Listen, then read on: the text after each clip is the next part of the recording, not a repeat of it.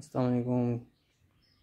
छोटे बच्चों, दरमियाने बच्चों, बड़े बच्चों, बुज़ुर्गों, माँओं बहनों, आज मैं आपको सुनाऊंगा माँ की कहानी कि माँ का दिल कितना नरम होता है। जब बच्चे उनको छोड़ जाते हैं जवानी में तो उनके साथ क्या होता है। तो शुरू करता हूँ कहानी। सुबह 9 बजे बेगम वजाहत ने जूँ ही अपने बेटे उस्मान के कमरे में कदम रखा, इनके पैरों तले से ज़मीन निकल गई। दिल धक से रह गया। कमरे की हालत देखकर इनके दिल की धड़कन तेज़ हो गई थी।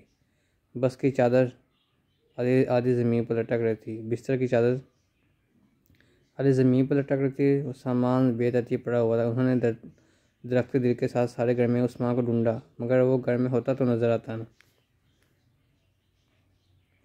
इनके चेहरे पर एक रंग आ रहा था तो दूसरा जा रहा था। उस्मान कहाँ चला गया? कहीं इसे अगवा तो नहीं कर लिया गया? इनके इसी ख्याल के साथ एक दिल ज़ेख दोस्त चीख निकल गई, नहीं नहीं, मेरा लाल। इसके साथ ही वो चिड़ा कर गिरी और होश की दुनिया से बेगाना हो गई। मोबाइल की घंटी बजी। स्क्रीन पर नाम देखकर इंस्पेक्टर तुर्की ने फ़ौरन फ़ोन कानों से लगा लिया। हेलो, खैर तो है? इंस्पेक्टर तुर्की ने जूँ ही अपने दोस्त वजाहत अली की घबराई हुई आवाज़ सुनी तो ख़ुद भी परेशान हो गए और फ़ौरन घर पहुँचो। उस्मान का कुछ पता नहीं चल रहा, वो घर से गायब है। ओह, मैं फ़ौरन निकल रहा हूँ, तुम परेशान मत हो। भाभी को तसल्ली दो, इनको संभालो, मैं आ रहा हूँ। उन्होंने जल्दी अपना ज़रूरी सामान संभाला, घर से बाहर निकल आए। अपनी बेगम को उन्होंने मुख्तलिफ लफ्ज़ों में सूरत हाल बताई, अपने दफ्तर में इत्तला दी और बाइक दौड़ाते अपने दोस्त के घर रवाना हो गए। इंस्पेक्टर तुर्की खुफिया पुलिस में थे। वो एक पास व नडर आदमी थे। अपने काम हरगज़ समझौता ना करते थे। यही खूबी इनको दूसरों से मुमताज़ करती थी। फ़ौरन इनको काशी का ख्याल आया। काशिफ मुनीर इनके डॉक्टर दोस्त मुनीर खान का इकलौता बेटा था। मैट्रिक का तालिब इल्म, जहानत और मेहनत में अपनी क्लास में कम मकबूल और मरूफ था। अक्सर केसों में काशी के साथ नजर आता था, लेकिन अपनी पढ़ाई को अपना पूरा वक्त देता था। आज इतवार था, स्कूल से छुट्टी थी तो इंस्पेक्टर तुर्की ने सोचा कि काशी को भी ले लीजिए तो कोई हर्ज नहीं है। मतलूबा जगह का पता समझाकर जैसे इंस्पेक्टर तुर्की सेठ वजाहत के घर पहुँचे तो 10 मिनट के बाद काशी भी पहुँच गया था। इतवार का रोज़ था, इसलिए उस्मान की गुमशुदगी का फ़ौरन पता ना चल सका। आम दिनों में स्कूल वक्त औकात होते तो उस्मान के मुतालिक फ़ौरन घर वालों को इल्म हो जाता। न जाने कब उस्मान घर से गायब हो गया था।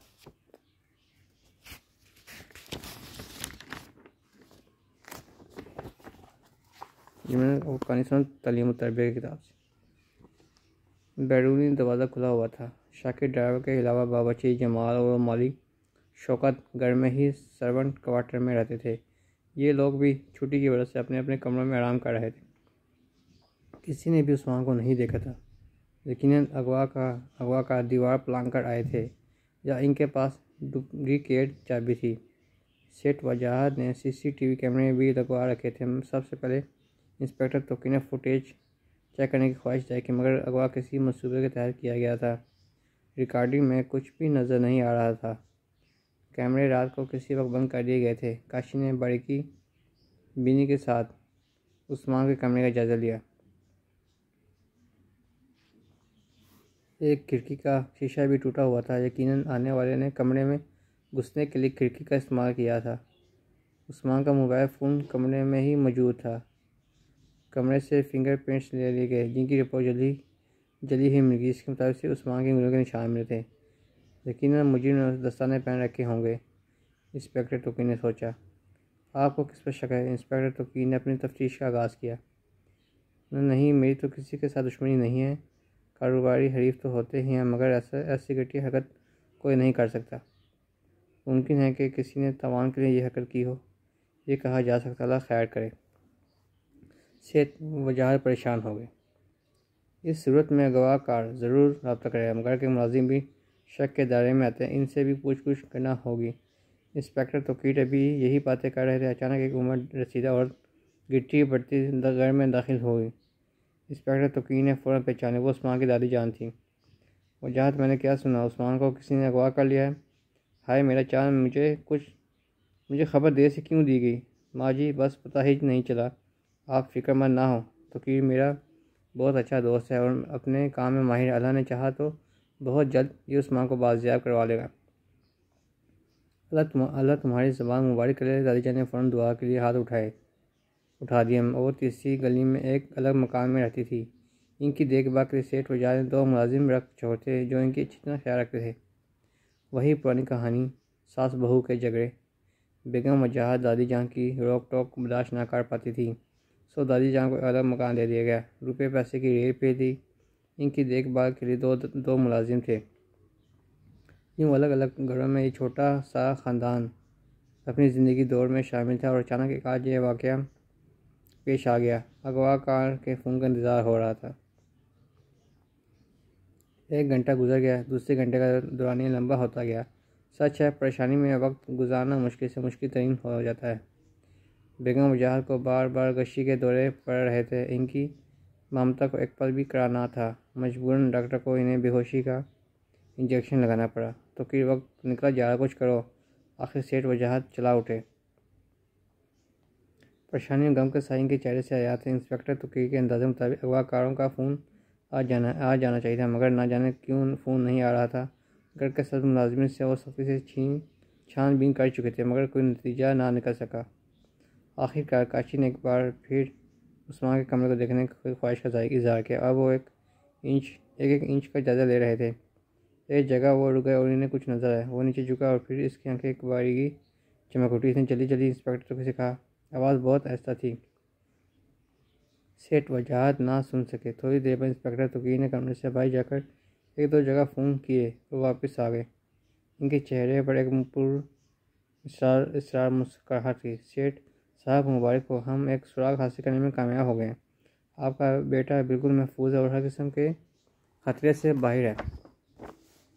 आपको थोड़ा सा इंतज़ार करना होगा, एक रिपोर्ट का इंतज़ार है। इसके बाद ही हम हतमी नतीजे पर पहुंच पाएंगे। करीबन 1 घंटे के बाद एक आदमी सेठ साहब के घर आया और किसी रिपोर्ट की चंद कापियाँ इंस्पेक्टर तुकीर को थमा कर चला गया। उन्होंने काशी के साथ चंद लम्हे में रिपोर्ट का जायजा लिया और आखिरकार एक लंबी सांस खारिज की। एक शरारती मुस्कुराहट इनके चेहरे पर नाच रही थी। शाम के 5 बज रहे थे। शेर साहब सख्त बेचैन थे और जल्द जान लेना चाहते थे कि इंस्पेक्टर तुकीर की कामयाबी कहाँ तक पहुँची है। जाओ काशी, उस्मान को ले आओ। तुम फिल्म है ना, वो कहाँ मिलेगा? इंस्पेक्टर पूरे अंदाज में कह रहे थे। जी अंकल, बस चंद मिनट इंतज़ार कीजिए। मैं यूँ गया और यूँ आया। काशी ने चुटकी बजाई और बाहर निकल गया। हाल कमरे में 16 साल उस्मान सच झुकाए खड़ा था। इसके हमरा घर के सब मुलाजिम, बेगम वजाहत, दादी जान और सेठ वजाहत मौजूद थे। और इंस्पेक्टर तुकीर धीमे लहजे में इस केस के राज से पर्दा उठा रहे थे। इस केस का अंजाम कोई खुशियों बड़ी नहीं है, एक दुखी और रुला देने वाली कहानी है। दादी जान को अपने पोते उस्मान से बहुत मोहब्बत है। इसी मोहब्बत का बदला चुकाने के दादी जान के साथ मिलकर उस्मान ने खुद को अगवा करने का मंसूबा बनाया था। मकसद था एक भटके मुसाफिर को रास्ते पर लाना था। ये एहसास दिलाना कि ममता हर एक के लिए बराबर होती, चाहे वो सेठ वजाहत के लिए इसकी माँ की शफ़क़त हो या उस्मान के लिए इसकी वालदा की मोहब्बत। जब घर के बड़ों को खातिर में ना लाई जाए, इनको अलग करके दूसरे मकान में रख मुतमिन हो जाए कि फ़र्ज़ अदा हो गया, तो ये सेठ वजाहत की भूल थी। भला एक माँ अपने बेटे को अपने से दूर रख कर कैसे खुश और मुतमिन रह सकती है? उस्मान ने अपनी मामा को यह एहसास दिलाने की कोशिश की कि दादी जान भी एक माँ है और इनको इनके बेटे से दूर करके जो दर्द, तकलीफ़ और गम इनको दे रही है, वही गम इनको भी मिल सकता है। वो चंद घंटे भी उस्मान की जुदाई में ना काट सकी और दादी जान 3 साल से जुदाई का जहर पी रही थी। कभी कभी तो कई दिन हो जाते सेठ वजाहत अपनी माँ की खबर तक न लेते और दादी जान इनको देखने के लिए करीब तरस जाती। आखिर उस्मान को एक मंसूबा सूझा। इसने खुद को चंद घंटों को लगवा करने की तरकीब सोची। दादी जान ने बेहतरीन मना किया कि बेगम वजाहत को तकलीफ़ होगी, गम इनको बेहाल कर देगा, मगर बेहद इसरार पर उस्मान ने दादी जान को राज़ी कर लिया। घर के CCTV कैमरे बंद कर दिए गए। सुबह सवेरे ही उस्मान घर से निकल गया। इस कार्रवाई को अगवा का रंग देने के लिए खिड़की का शीशा उस्मान ने अपने कमरे की अंदर वाली साइड से तोड़ा तो इसको गलती का एहसास हुआ कि इस तरह वो पकड़ा जाएगा। इसने जल्दी जल्दी सारा कांच समेटा और इसको अपने कमरे में बिछा दिया, मगर चंद बारीक टुकड़े दूसरी तरफ रह ही गए, जिससे काशी को पता चला कि अगवा होने में उस्मान का अपना हाथ है।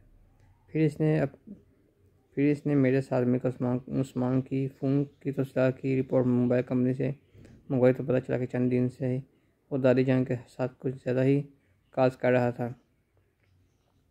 इस तरह दादी जान शक के गहरे में आ गई और बाकी कहानी आपके सामने ही है। उस्मान दादी जान के घर में छुपा हुआ था।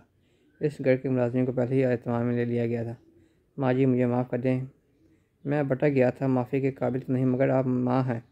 बच्चे से भूल हो जाए तो वालिदैन माफ़ करने में देर नहीं लगाते।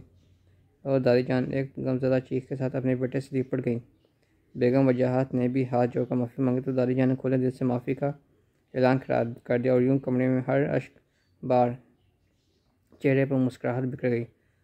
भूले हुए मुसाफिर को मंजिल मिल गई थी और राबर एक नन्हा सा हदिया था जिसने अंधेरी राहों में रोशनी पिला दी थी, दूर तक रोशनी। देखा, कोई भी माँ अपने बच्चों के बगैर रह नहीं सकती है, लेकिन यहाँ पे जैसी शादी होती है साधु सबब बेगम कहती है लहदा जो, तो आप लोगों ने लहदा नहीं होना है, ठीक है। बेगम आपको जितना मर्जी फोर्स करें।